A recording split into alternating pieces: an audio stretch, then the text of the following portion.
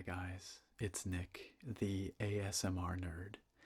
Welcome to another episode of Relaxing Reviews.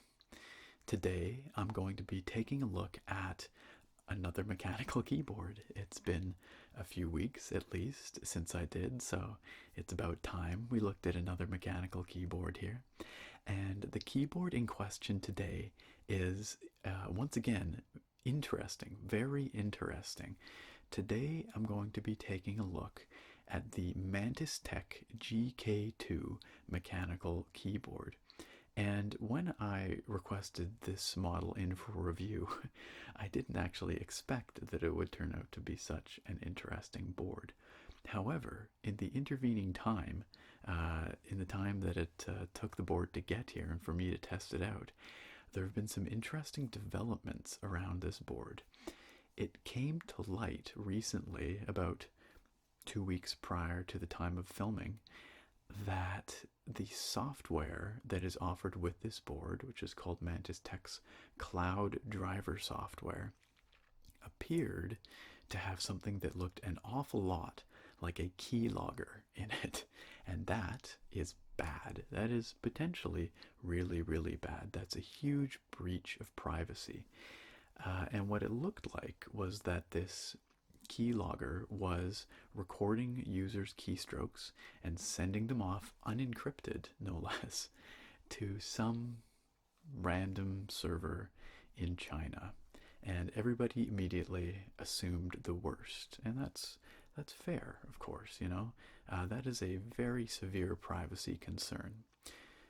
As it turns out, after digging a little bit deeper, users discovered that what was actually happening was that the keyboard was logging not key sequences, but rather the number of times each key was depressed, and then creating sort of a usage heat map of the keyboard and sending those data off to a server in China, presumably so that the manufacturer, Mantistek in this case, or their parent company, would be able to get information about key lifetime, like switch lifetime, longevity, usage, those kinds of things, which they could then use for developing, their products further.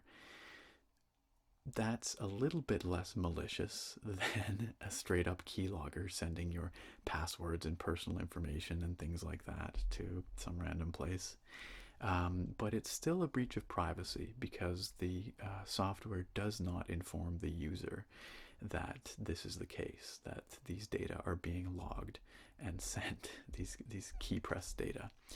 So, long story short, there was this huge kerfuffle on the internet. I guess that's the word, sure. This, whatever you want to call it, this issue that came up with many, many people becoming quite concerned about this particular board.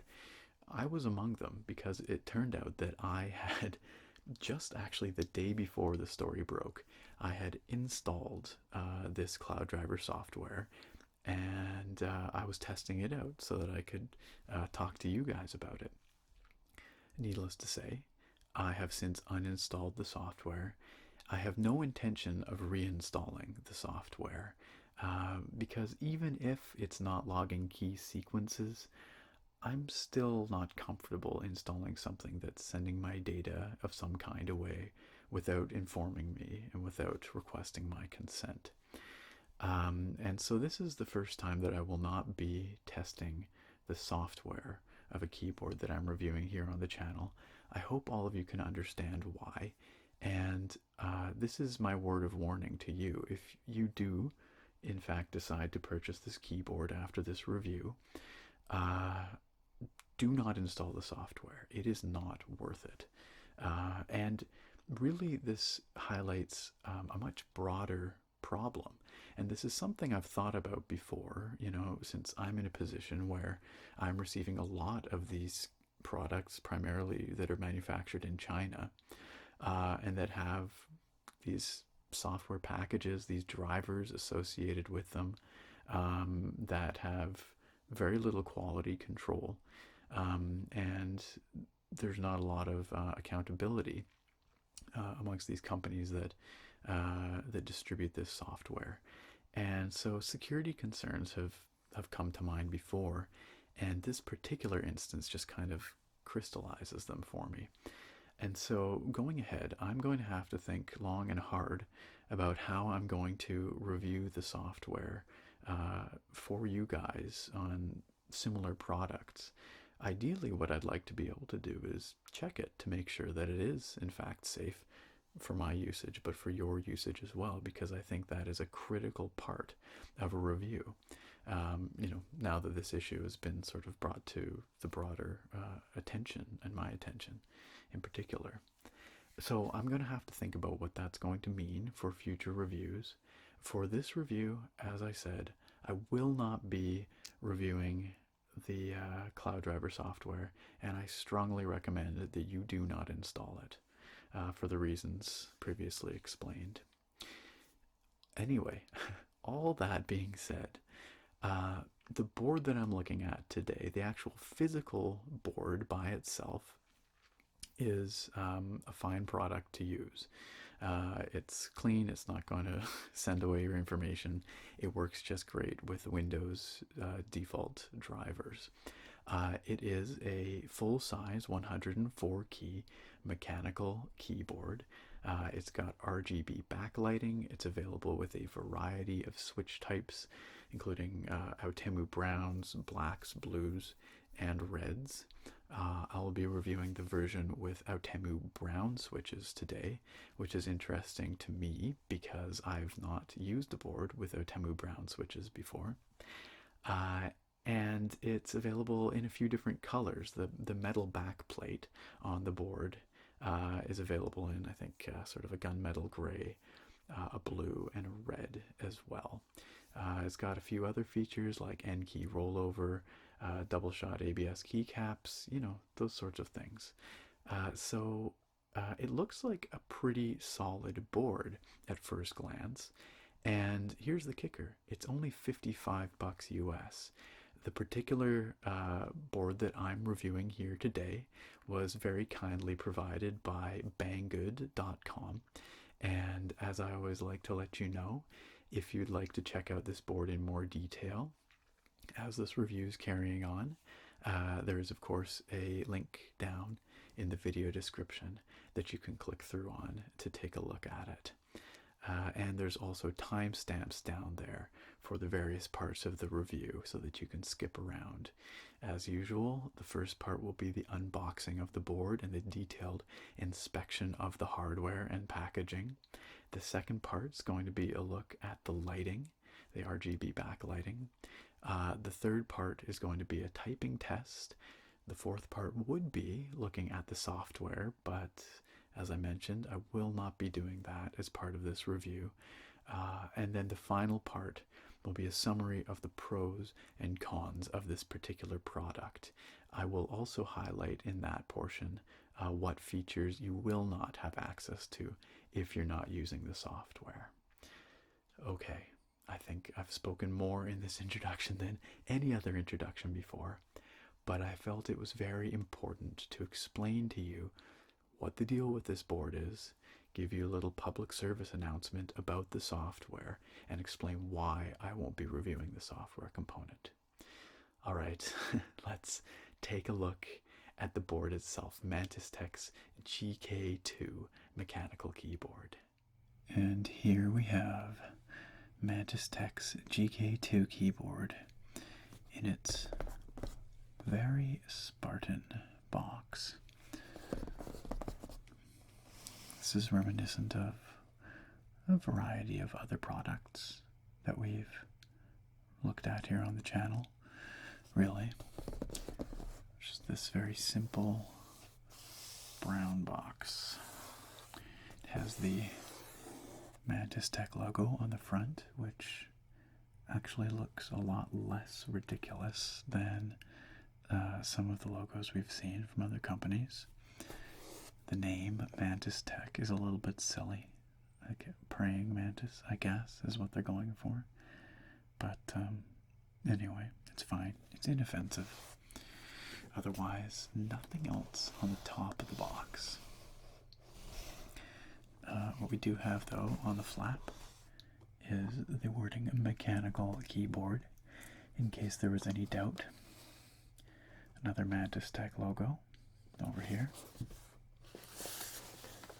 Lots of branding on all sides.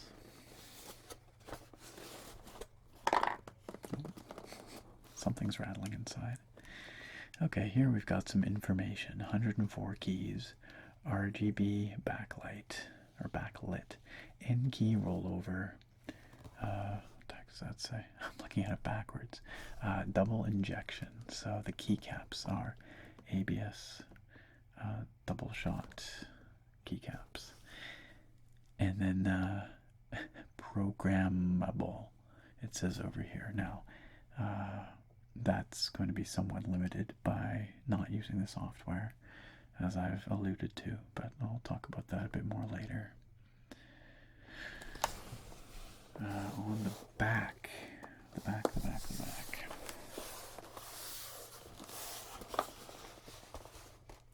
We have a schematic of the board itself, which looks fine. And then we have some tech specs here, or just general specs, really. Size and weight, number of keys, those kinds of things. So it tells us the key travel, actually. These are actually nice specs to have on the outside of the box. I wish more keyboards did this. So apparently the travel distance on each of these is 2.44 millimeters. Presumably that's distance to actuation, because the overall travel is actually going to be closer to 4 millimeters, assuming that these Outemu browns are in fact very close to Cherry's browns, which they should be. They are clones after all. And some other information hidden behind a barcode here. Okay. I don't know what's rattling in there, but I'm willing to bet it's a keycap puller. I just have a sneaking suspicion.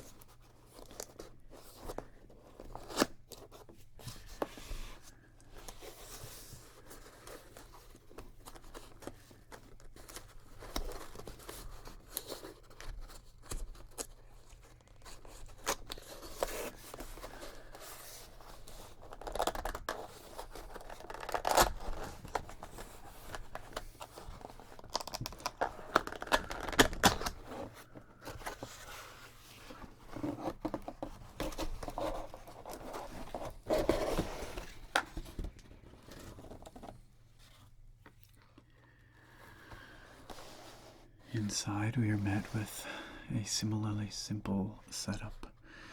Very little to speak of here in terms of the way it's packaged. It's just cardboard padding, I guess you'd say. And then this plastic bag, kind of foamy plastic bag.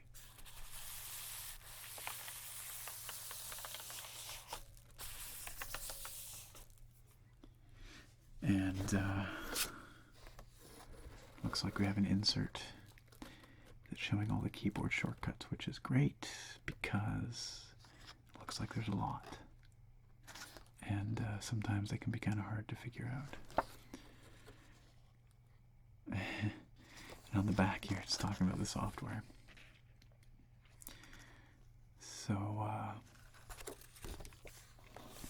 We'll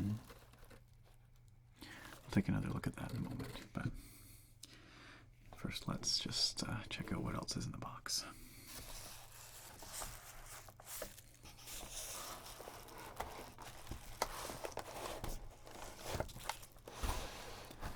Okay, so it looks like the cable is hidden under here. Ooh, that was loud. Indeed it is. USB cable heading back here.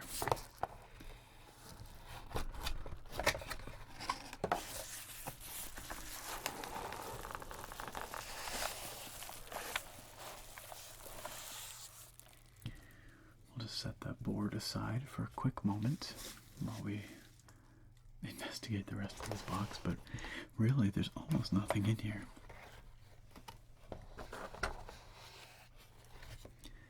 There is a keycap puller, as is customary. The one little concession, the little pack-in. Otherwise, I don't think there's anything in here. I don't even think there's a manual, aside from that little slip that we saw earlier. And you know what I don't see? Yeah, that's it. There is nary a word. Nary a word about a warranty anywhere in here or on the exterior, and there's nothing on Banggood's store page for this board either. So it is yet another one of those products where the warranty status is uncertain, if we're being kind, but really I think it probably just doesn't have one. I have to assume it doesn't. That is not good. In my books, anyway. I really like to know that there's at least some confidence from the manufacturer behind their product. Okay, let's move this aside.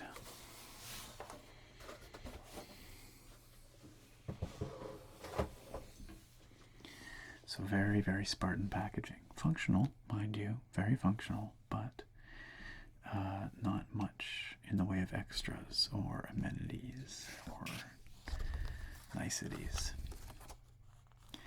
So I'll take another quick look at this here. It looks to me like,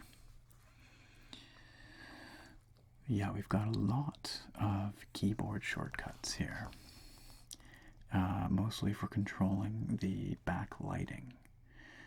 We've got also media key shortcuts up along the top by holding down the function key. We have color modulation, R, G, and B. So that's pretty cool. That's something I've never seen before. But you can see right there, it looks like you can change the color of the board, the red, the green, and the blue color channels in hardware here, using the just the board and the function key. So that's neat. It looks like there's all kinds of different lighting modes here, so we will of course get into that a bit later when we're looking at the LED backlighting. Here's a table at the bottom that describes various lighting modes. The software shows a picture of this infamous software here. I did use it briefly before I realized that there was an issue with it before this story broke, so I did take a look at it. It reads here, you can set custom game profiles, you can set up lighting effects, you can create macros. And isn't that funny? It does actually say here, statistics. It provides historical clicking data gathered within the keyboard. So you can look at your own keystroke usage in the software, and they're somewhat forthcoming about that, which really leads me to believe that it probably wasn't a malicious move on their part to include this keylogger-like functionality in their software. But the problem is that they're sending it away to some distant server. That is the issue here. So, anyway, very interesting. Okay, it's time to take a look at the board itself, as we do.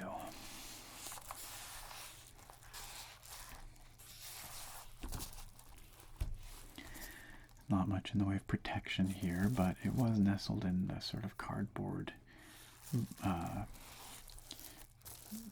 bracing, I don't know what you call it, in the box. So I think it's adequately protected for shipping, but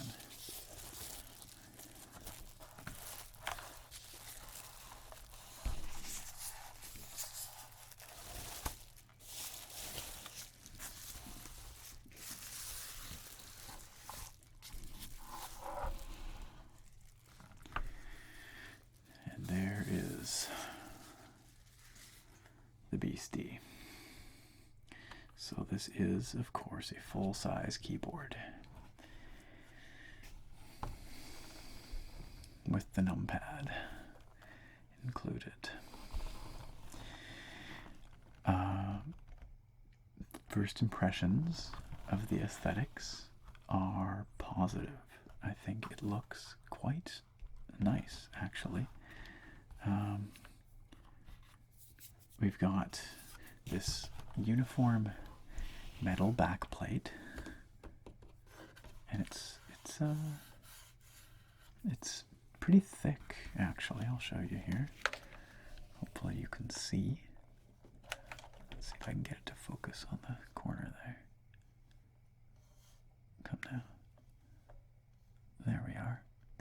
You can see that it's a couple of millimeters thick, and it feels quite solid, and it sits flush with the edges of the board. There's no beveling or anything going on. It's just cut right to the edges. The corners are rounded, which is it's a nice look. I think that looks good. It's one big uniform piece of metal. The only concession or exception is these little screws. Got one in the top corner here, one here, one here.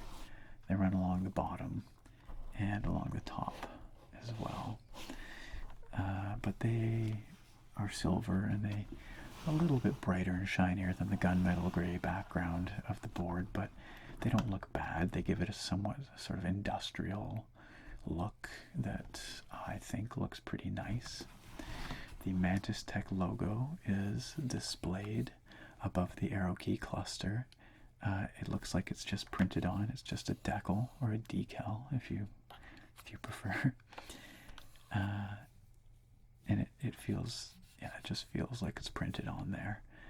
But I don't think it's ugly. I think it's fine. It's relatively subtle in its placement and design, and I don't have an issue with it.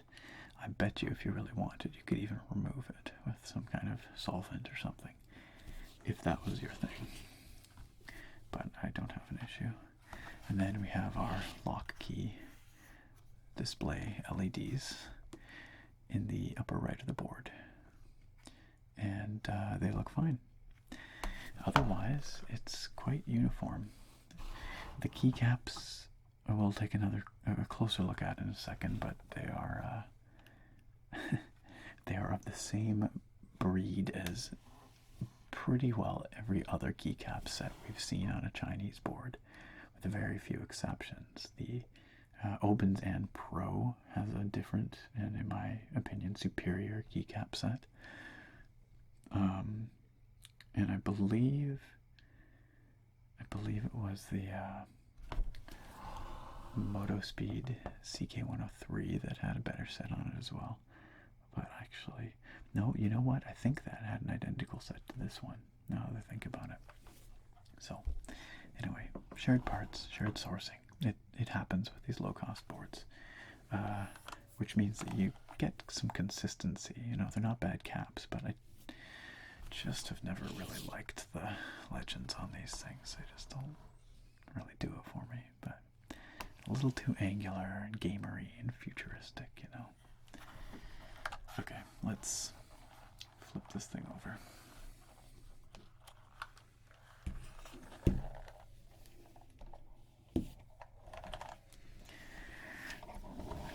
Very little going on the back side. What we do have is we have rubber pads, feet, at the bottom and in the top corner on each side, and then we've also got the little stand-up kickstandy feet so that you can prop it up at an angle. I always like to see those, so that's nice.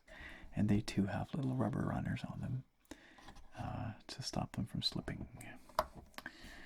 Otherwise, it is a solid black mass, once again perforated by little screw holes, kind of like the front of the board.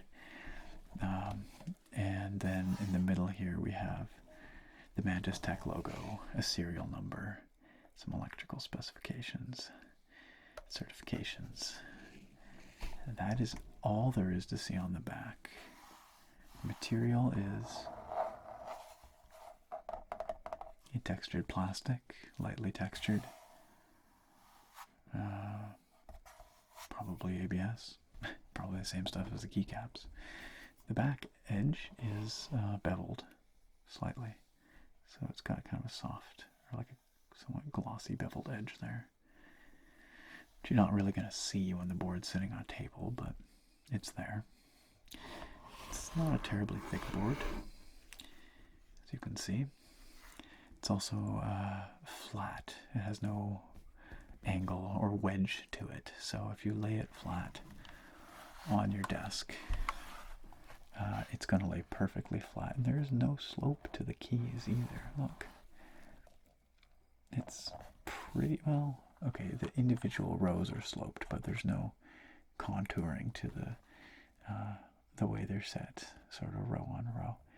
It's a very flat board, but it looks good.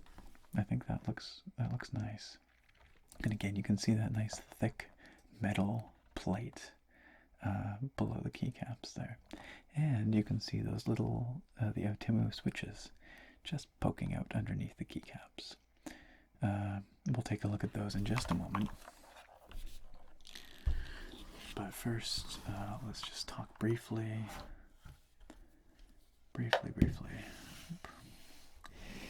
about our cable here. It is non-detachable, but it does have a reinforced exit point here. It is a fairly soft black plastic, like it feels quite malleable, almost a little bit rubbery. You can kind of hear it. It is somewhat disappointingly tied with just a twist tie. There is no reusable Velcro zip tie to be seen here. I can't fault them too much for that, but it is nice to see that, especially when you see it even on the lower cost boards like that $25 Aki board I reviewed a little while ago. Even that one had a Velcro tie, cable tie. And then the business end of the USB cable is very basic, has no branding, just a plain black housing, a little reinforced connection there. It is kind of gold colored. I doubt that it's gold plated, but it could be. It might be. Anyway, it doesn't much matter. They're all functionally equivalent. Really, it's just a gimmick, but anyway, it looks good, and the black cable matches the aesthetic of the board nicely, so that's good to see. Okay, and in terms of length, this is pretty long. You can see it's looped back on itself quite a few times. I bet you it's a 6-foot cable. That's what it looks like to me. Let's take a peek at our Outemu brown switches here, shall we? Let's just pull off a few keycaps here. One keycap, 2, 3, and 4. And you can see that we do, in fact, have our little brown stems there. Try and hold this in a way where you can see them and I can depress them. So, you might be able to see it. It's hard for me to tell, but there is Outemu branding. Combining my words, Outemu branding on there. And of course, the LEDs are mounted on the PCB underneath, and they shine through the transparent housing of the Outemu switches. And you can hear that little tactile bump on each brown switch.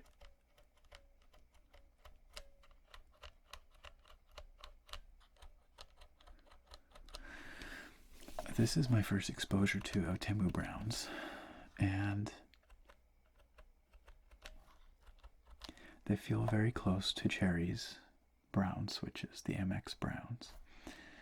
I'll have to type on it to really get a feel for it. But I would say, if anything, they feel a little bit scratchier, perhaps, than Cherry's MX browns. The action just feels a little bit more abrasive. It's hard to describe. You'd have to feel it for yourself. And if you've never used a brown switch before, then you'd know no different. But comparing between these Outemu browns and the Cherry MX browns, which I typed on for many, many years, and then Gatoron's browns, which I've been typing on for a while now, these feel probably the scratchiest of the lot. It's subtle. It's definitely subtle. But that's my initial impression here anyway. Gatoron's being the smoothest, and then Cherry MX falling somewhere in the middle. But that's not necessarily a bad thing. They still do feel pleasant, and I'm just a sucker for the brown switches. I really like their tactility, their nice blend of quick, sort of almost linear response, but not quite. You still get the tactile bumps, so they're satisfying for typing. They're nice. They're good switches. And these feel like a fine version of those switches. And then we'll take a quick peek at our keycaps here, just so that we can make sure we're dealing with the same product as ever. We've got the double shot injection molded caps going on, where the illuminated part is the translucent white plastic. The rest of the cap is this lightly textured black ABS. And then the secondary legends, in this case, the little over arrows here, are just a little decal that's stuck on, so they will not illuminate. They are prone to wearing out, over time, but I don't think that's too much of an issue. The primary legends, at the very least, should last for basically ever. So, those look okay.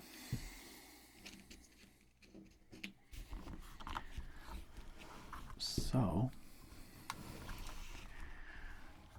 where does that leave us with the hardware? Well, I think we have a fairly handsome looking board here, I would say. I think it looks really nice. I'm a sucker for the minimalistic sort of industrial design. And I think that aside from the font, the legends on the keycaps, I think it's a pretty nice looking setup. It feels pretty solid. I will say that the weight, while not shockingly heavy, is reassuringly weighty. That's my assessment. I'm just gonna pop these switches back on for you. Or for me, really, since I'm the one that's going to be using this next. You don't really care whether it's got the keycaps on it or not, but I do, because we're going to be going and doing some testing of the LEDs momentarily, and then the typing tests as well. But before we do that, final thing, the flex test. So let's, subjectively, this feels like a nice solid board. The build quality feels good, but let's just subject it to the flex test here. Here we go. Let's listen.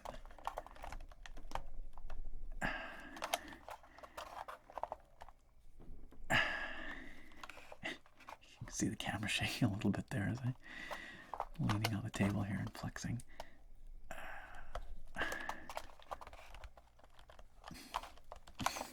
Yeah, okay, almost nothing. Almost nothing. A little bit of creaking plastic just because under my fingers, but this solid metal plate does an excellent job of reinforcing this thing and making it feel very, very solid. So top marks there. Looks good, feels good. Okay guys, let's move on to the next part of the review, which will be looking at the LED lighting effects. All right, it's time for us to take a look at the RGB backlighting capabilities of Mantistek's GK2. I'd like to take this opportunity to remind you that if you are seeing some flickering of the LEDs in the video, that is simply an artifact of the camera and the filming. That flickering is not visible in real life, so that should not affect your opinion of the product if that's visible. So I've been playing around a little bit with the keyboard shortcuts here and the different lighting functionality, and it does seem like there's quite a diverse array of lighting modes. More customizability here actually on just the keyboard, not using the software, that is, than any other board I think I've seen. So let's jump right into it. This is the basic single color lighting mode, and this board has a really neat feature in that you can hold down the function key and then use either the R, the G, or the B key to adjust each color channel independently. And as you press it, it ramps up through different levels of intensity of that particular color channel.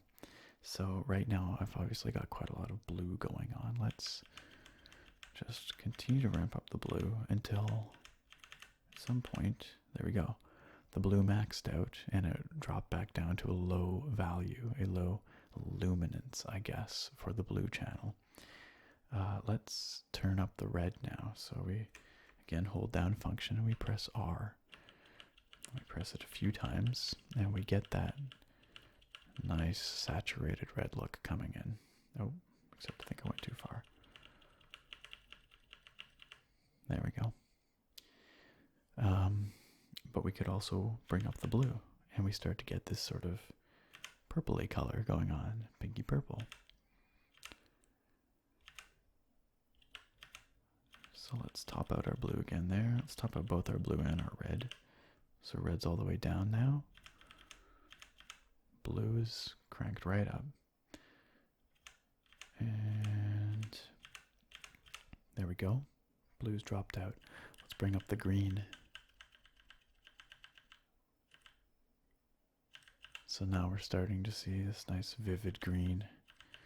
And then you can do those in combination. We bring in the blue and we start to get this kind of aqua color, I guess. It's heading towards whiteness, actually. Oh, sorry, I keep bumping that.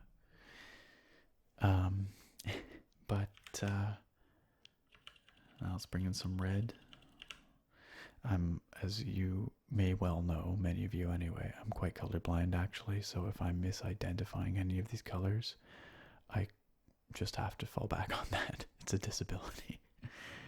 I'm sorry if I'm saying something silly, but anyway, the point here is that you have quite a bit of control over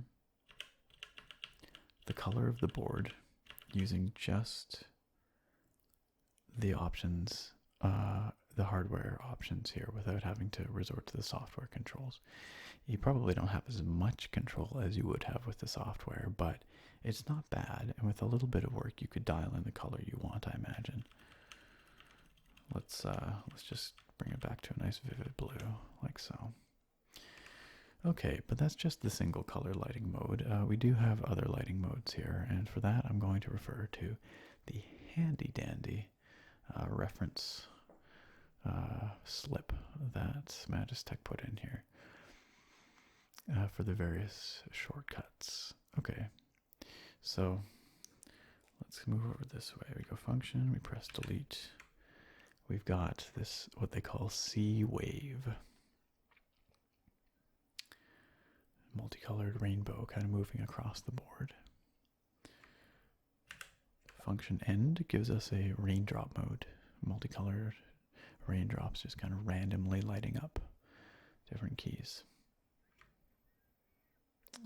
Function insert gives us the mode where you press individual keys and each one lights up and then fades out, as you can see. Function home gives us the row illumination. So you press a key and that whole row illuminates. Let's try that over here. The top row, bottom row, mid row. And interestingly, I believe you can press function and then press it again. Maybe I'm wrong. Is the reference lying to me here? For some of these modes, you can press the key several times in a row to get a slightly different mode. I see. We can switch between single color and colorful mode. So this is obviously multicolor or a single color mode. What does this do? Function page up. Yes, we've got our funny little snaky illumination here, which is a bit goofy, but there it is. Now this seems to be a single color mode. If we press it again, I bet you it goes multicolor. Indeed it does. That's good to know. And what else have we got up here? A few additional modes. We have a breathing mode, naturally. Oh, so that's right. So this is how you get your single color mode. You turn on breathing mode, which is a little bit unintuitive. But if you press it again, now we get a multicolor breathing mode, or single color breathing mode, it looks like. And this should be a multicolor breathing mode. Yeah, there we go. Cycling through various colors. We've got a continuous color ripple type mode here. And a ripple type mode from the key that you press, which is something that we've seen on other boards as well. But altogether, we have a lot of lighting customization options here. And I dare say they look pretty good. You can also press function F9, I believe, to cycle through different modes. Maybe I'm a filthy liar. That seems to be what this is implying, but this is function F9 is lighting cycle. Oh. I see. So it just sets it on like a preview mode, where it just demos each mode. That appears to be what it's doing. There we go. Yes, that's exactly what it is. So it's sort of it's just cycling through the different modes. Okay. And then for each mode, of course, you can, let's go to, say, color ripple here. We can, or no, let's do the ocean wave. That's a nice demonstrative one. We can change the direction which it goes by using function and arrow keys. So right now it's going left to right. We can make it go right to left. Look at that. If that's something you wanted to do. Back the other way. We can also change the speed, and we can change the brightness, as one might expect. So speed is function plus and minus. So let's slow it right down. There we are. Nice and slow. Now let's speed it up again. Oh, very quick indeed. That's not a very relaxing ocean wave. But there it is, nonetheless. It's nice that it has quite a range of variability to suit different preferences. And then there's some huge number of different gradients here. There we go. That's turning the lights off entirely, so that's an option. And we can slowly bring the brightness up. I think there's 10 different steps of brightness. Or maybe more. There. And you can probably see that when you hit the maximum or minimum brightness or of any setting, well, maybe you can't see. Let me move this over a little. The Windows LED blinks over here, the win lock, to show that you've hit the top. There, you can see it blinking. or hit the bottom, hit the end of the limits of that setting. But at maximum brightness, it gets very vivid, very bright. And I am really quite pleased with the brightness and the saturation, the richness of the color in these LEDs. Sometimes on these cheaper boards, it just doesn't look so good. But I really like the color of these ones. I would say they rival that OpenZen Pro, that little board that I reviewed some months back that had those really nice, vivid, saturated LEDs. I'd say this is on par. So quite impressive all around in terms of the LED functionality. And I really like, again, that ability to set the single color mode and then adjust the color channels individually, the R, the G, and the B, red, green, and blue. So that appears to be most of the story, at least when it comes to the LEDs. Oh, I've got one more thing to show you. Let's just set it to single color mode here. And I actually haven't tried this out yet. I just saw that it was a feature and it looks hilarious. But if we go function, page down, we can play Snake, I believe. Which the old arcade game Snake, it was also on well, like every platform ever in the history of time. But it's also on like Nokia phones back in the 90s. And it looks like, I'm not quite sure how this works, honestly. Let's take a look here. Let's take a look at this. Once again, handy dandy reference. They call it Happy Snake. Okay, we can adjust the speed or we can start the game. So this is literally the game built into the keyboard. You are playing it on your keyboard. Let's see if we can figure out how to do it. So function, page down. So the game has started. I use the arrow keys. I do. You can see it's moving. Okay, so I need to grab the F3 key here. There, I did it. Okay, now I need to grab the I key over here. All right, I got it. And each time my snake gets a bit longer. And you can't let this snake intersect its own tail. It's imperfect because, of course, the keyboard is offset. It is not a perfect grid. And so it's a little bit hard to follow. Okay, I collected that one. Now I need to come get F5 here. Anyway, the very concept of a game of Snake built into your mechanical keyboard with the backlighting is so absurd, but also kind of wonderful. Oh, I'm probably going to lose. Oh, no, we're okay. We're okay. It's just ridiculous, but there it is. I'm playing Snake on my keyboard. Very goofy. Very goofy indeed. All right, let's switch this back to something pretty. There we go.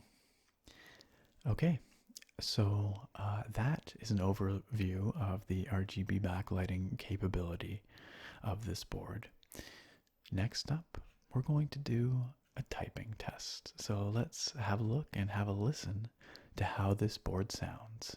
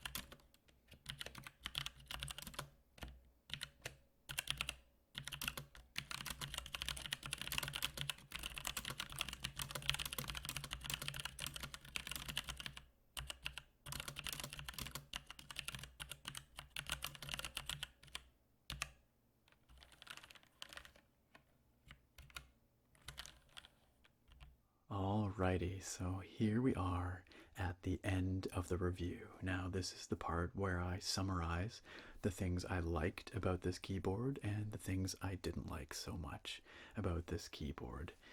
But before I dive into that, just quickly, I want to explain to you what features of this keyboard you'll be missing out on by not installing the software. Just a quick reminder in case you skipped through the beginning of this video.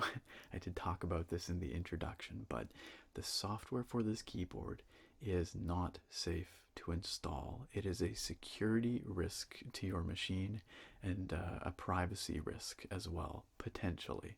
But better safe than sorry, right? Just don't install it. So what are you missing out on by not installing the software? Because it does have some real features as well, not just sort of keylogger-like function hidden in there. It allows you to customize your RGB backlighting. It allows you to do that in software, but as we saw earlier, that's something you can also do quite capably using just the hardware controls on the board itself. So it's kind of a pain that you're not able to control that in software, obviously without the software installed, but it doesn't strictly limit the functionality of the board, so that's okay. It gets a pass there. What you won't have access to at all is the macro programming functionality. That is something that's included in the software that you cannot do without the software. So if you need to be able to rebind keys or record macros and assign those to particular keys, you can't do that without the software. So if you're the kind of person that wants to rebind the functions of individual keys, or reassign them, I should say, or assign macros to particular keys, then you're unfortunately out of luck with the Mantistek GK2 keyboard sans software. And for the final time, I reiterate, it's not worth installing that software. I just don't think it's worth it. So that's what you're missing out on without using the software. All that said, let's get to our summary of this board's pros and cons. All right, let's start with the pros. The first thing that I like about this board is that it looks pretty good. It's a fairly simplistic, kind of minimalistic looking board. It doesn't have a lot of flashy features going on visually. The Mantistek logo is fairly subtle and placed in such a way that it's not popping out at you in a really gross way. The metal backplate looks nice. It feels nice. Overall, the aesthetics of this board are definitely one of its strong points. The second thing that I like about this board is those double shot ABS keycaps. We see those on most mechanical keyboards of similar price, but it's always a good thing to see. They're going to last forever, basically. The only downside is that the secondary legends, the secondary functions, are simply printed on. They just look like decals to me. But the primary legends are all double shot plastic, so you should be good to go. You'll see no wear there. The third thing that I appreciate about this keyboard is that it offers a variety of switch types. All too often I come across boards that I really like the looks of, I really like the feature set, but you can only get it with Cherry MX Blues, or I guess not Cherry MX, but blue switches anyway, Cherry MX clones, or blues and maybe reds or something like that. But you can order this particular board with 4 different switch types: blues, reds, blacks, and browns. So it's nice to have a variety. On this particular keyboard, it's got Outemu browns, as we saw earlier, and they're a reasonably pleasant switch. I don't like them as much as the Gatorons, but I still do prefer them over other types of switches like blues and reds. So it's nice to have the switch options on this board when you're ordering it. The final thing that I really like about this board is the LED backlighting. I've complained in past about the fact that um, a lot of boards from China seem to share the same LED lighting logic, like the same chip or whatever. This one seems to have some new tricks up its sleeve that I've never seen before and that I was kind of enamored with. So there's a lot of functionality there in the LED backlighting. It's all adjustable on the board without the software required, and the LEDs themselves look nice and bright and fairly saturated. So this board definitely does nail the LED backlighting. And now we come to the cons, the things that I didn't like as much about this board. Let's get the elephant in the room out of the way right off the bat, and because it is a very large elephant, as it turns out, and that is the unsafe software that is offered with this board, that cloud driver software. Now, I've been harping on this over the course of this review, but I feel it's really important that the manufacturer, Mantistek, is taken to task and held accountable for this issue with their software. So let me put this in no uncertain terms. It is completely unacceptable for software to log a user's keystrokes and send those data off unencrypted to some random Chinese server without informing the user, without requesting consent from the user. Absolutely unacceptable. Even if, and I don't know for a fact here, but from what I've read, from what I've seen, even if Mantistek's intent was not malicious, I don't believe their intent was malicious. That's not something that I'm certain about, but I do not believe it was, just from the information that's been gleaned about this software. I think what they were trying to do, as I explained at the beginning of the review, is acquire usage data about their board, specifically about keystrokes and key usage, perhaps to improve reliability or to streamline manufacturing, or who knows, something along those lines. But the way they've gone about it is not transparent in the least. It is a security risk, and it is an invasion of privacy, and it should not be given a free pass, not in the least. So that is my biggest concern with this board, the software safety issues. There are a couple of other small things, quibbles really, that bother me about this board, especially minor in comparison to the software issue. But one, I don't like the legends on the keycaps, and I'm saying this really to be consistent because these are the exact same keycaps that we've seen on a number of other boards out of China. They're good. The caps themselves are fine. You know, they're durable, relatively thick. Nothing wrong with the caps. They feel okay under the fingers, and they certainly get the job done. I just think that the font, the primary legends, they just don't look that good. And the final issue that I have with this board is the warranty situation. Oh my gosh, it drives me nuts when there's no warranty information included. And that certainly seems to be the case with many of the boards and products that I get from China that I review here. This board is no exception.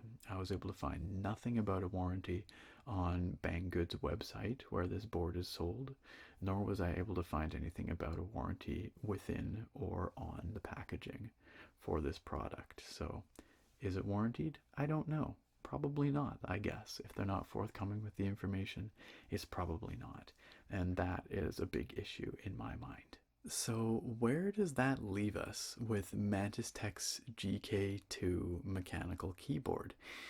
It puts us in a strange place, and that is that the hardware, the board itself, divorced from the software, is actually really, really good. It is a solid piece of hardware.